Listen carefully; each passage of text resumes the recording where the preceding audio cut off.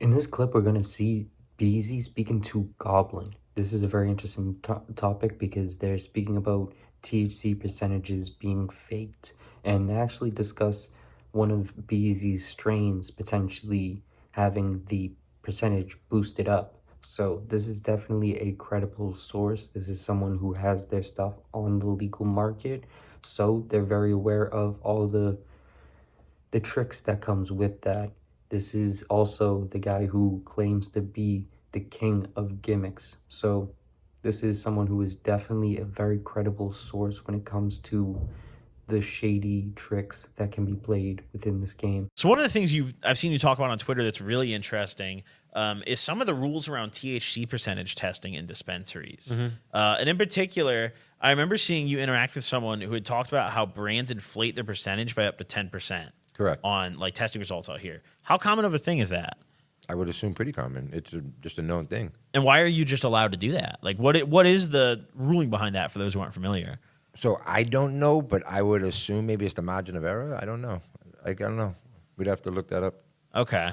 Because I've seen you talk about it on Twitter before with somebody. 100%. Yeah, I know exactly the one with the blue chill coming at 39 point whatever the fuck. Yeah, I know exactly what you're talking about. And that's something that like is just standard, you would say, like across the shelf generally. Yeah. Interesting. So you're saying 39.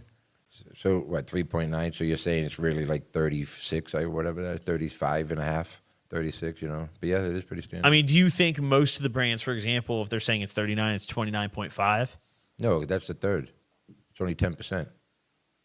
Well, yeah, but that's less than 10% away if it's 39 to 29, right? No, it's 25%. Oh, you're talking 10% of the total. Yeah. I thought you meant, okay. So, like, all for right, example, I was like, misunderstanding so the like, rule. For example, okay. like when it's 36%, so now you you have can add 3.6%. 3.6, which makes okay, it 39.6. I understand now. I was thinking a literal 10 flat percent. No, oh, no. I was like, that's fucking crazy. I understand what you're saying. I understand. No. Yeah, I was misunderstanding the rule. No. Now I know what you were meaning, though. No, exactly. So say, for example, I know the post. The blue chill was, say, 39.5%. So the original is probably around 36, and you could take 3.6. And you add that 10%. Yes, exactly. Okay, yeah, I was in my head thinking, so that means it's 29. So if it's 17, now you can make it 27. No. Okay, yeah, I was thinking, God if it's damn, 17, that's for crazy. example, you can make it fucking 18.7. Like, interesting. I don't know why, though. I'm sure we could grok it, but it probably... Has that just always been a thing? I believe it's just...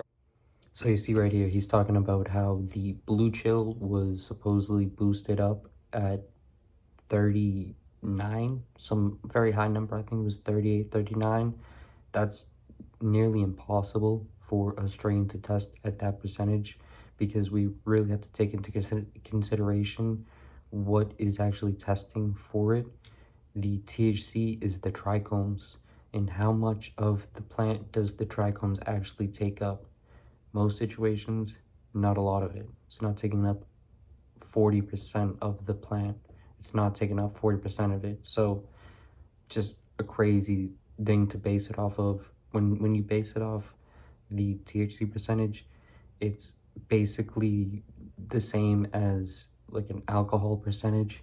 Doesn't necessarily mean it's going to be quality. It just means a number, which in that situation, the number doesn't really play into your effects. It's not going to give you a better, heavier effect because the number is higher. Usually what's going to set in that effect is what certain strains pair well with your cannabinoid system. There's some people who can smoke indicas and be very active, almost jumping around, full of energy. Then there's also some people who smoke indicas and they're just dead. They're asleep. So it's definitely very situational. It's very much depending upon what you're using it for, what your ailments are, what your preference is. All these different things play into it. What your experience is with certain ones. All those play into it. But the THC percentage, it's one of the worst things you can base it off. So it's good to see a credible source exposing it. Yeah, I believe it's just like maybe that's literally the margin of error. I don't know. I wish I had the exact answer to give you, but like I said, it's not 10% like a total of 10%. It's 10% of the actual total originally that you could add to it. You know. Yeah, I mean, It changes over time too. I mean, by the time a bag's been on the shelf at a dispo for 2 weeks, the testing results are different. No. Let me tell you something.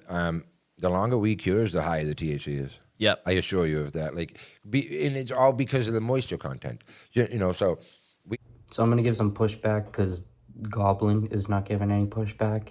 This is not something that is provable, nor is this something that is really thought on a mass level. Like, people usually get worse effects from old weed. It's just part of the game. It's just how it is. It's always going to be better when it's fresher. So for him to say that it's going to gain THC levels over time is just foolish. It's literally proven in no way. It's something that doesn't make any sense logically. Like, how is it going to gain THC percentage when it's just sitting? That doesn't make sense to me. He's talking about the moisture. The only factor I think that would play into is if the stuff is going to weigh a certain amount when it's wet.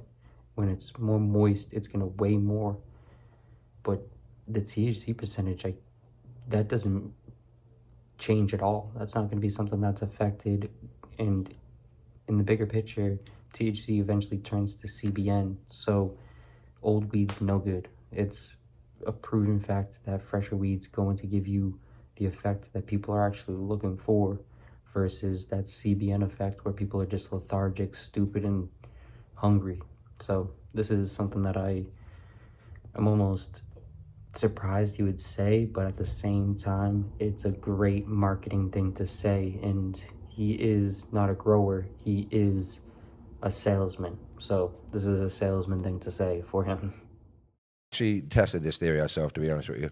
So we had noticed when we put a couple strains in that we were testing them right away, like as soon as they were getting trimmed, because it's just time. Like, they're down, let's get them in testing, because it's a 4 or 5 day process. So we're already going to be a week later by the time it's manufactured and on the shelf, right?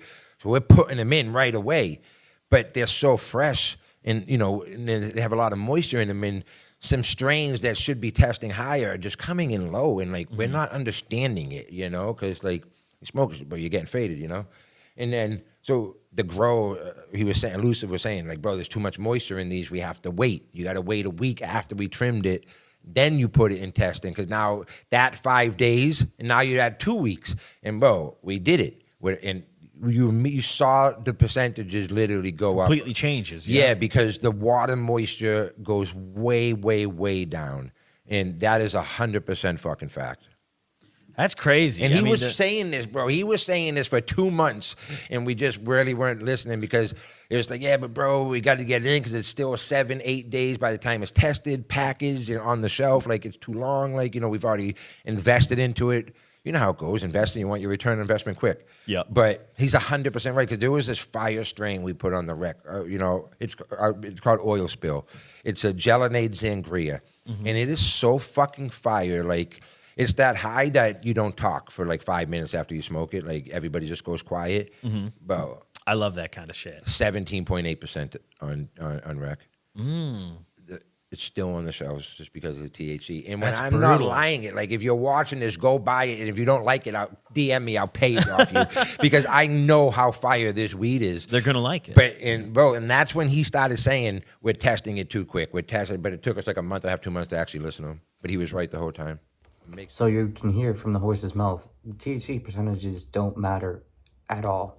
He's saying that there was one that was a 17%er, and it was getting people much higher than all these other ones, which can go to show it really doesn't matter. And 39% is sort of just a marketing move. It's something you see on a lot of these packages nowadays. You see people always saying super high THC percentages, and usually it doesn't matter at all. These ones that are very low, in the low teens, maybe low 20s, are going to get you much more affected than a lot of these things that are more just grown for taste. And that's something that goes a long way, is being able to actually figure out what's for you, so that you can figure out what you're actually looking for, because there's a lot of stuff out there that is just not for you nowadays. It's not for me, it's not for a lot of people. And then there is a group of people who it is for, but that person that's in that group kind of has to find their way into seeing why they like these certain things and why it actually works for them. So the THC percentage plays no role in that at all. If it's super high, it really doesn't matter. And what he's saying when it's moist, I don't know. That to me, I am not an experienced grower. I really don't know enough to be able to say it's just completely false, but I don't truly believe that fully. I do know that people do use very fresh flour to make very, very, very, very good hash. So realistically, that is something that sort of goes to show me that you can get very good product with moist weed. It's not really going to play a huge role as long as it's going through the steps it needs to go through.